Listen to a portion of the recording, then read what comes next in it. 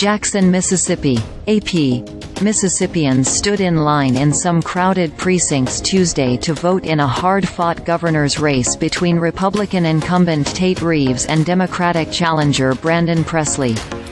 Republicans dominate in the conservative state, but Democrats were making an aggressive push for a rare statewide victory in the Deep South. Presley voted in his hometown of Nettleton, in the northern part of the state. Reeves voted in downtown Jackson. Heading into Election Day, Reeves told voters that Mississippi had momentum with job creation, low unemployment and improvements in education. He said liberal, out-of-state donors to Presley's campaign were trying to change Mississippi. Election Day in Mississippi polls close at 7 p.m. local time, CT, 8 p.m. Eastern Time. What to know? It's a hard-fought governor's race between Republican incumbent Tate Reeves and Democratic challenger Brandon Presley, a state utility regulator and cousin of rock and roll legend Elvis Presley. Republicans dominate in the conservative state, but Democrats were making an aggressive push for a rare statewide victory in the Deep South. Also on the ballot, the race for lieutenant governor, as well as state Senate and House seats, though Republicans enjoy a solid majority in both chambers. Live updates. Follow Election Day across the U.S. voter information. View more key races and voting information here. For you to believe Brandon Presley in anything that he says, you've got to believe that everything in Mississippi is bad, Reeves said last week during the candidates-only debate.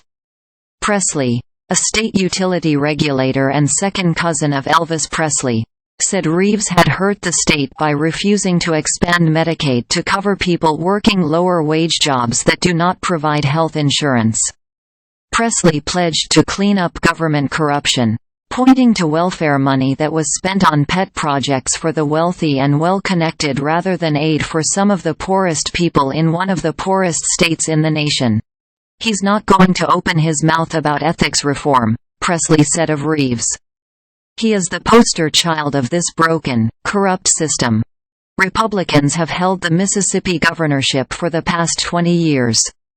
They hold all statewide offices and a wide majority in the legislature.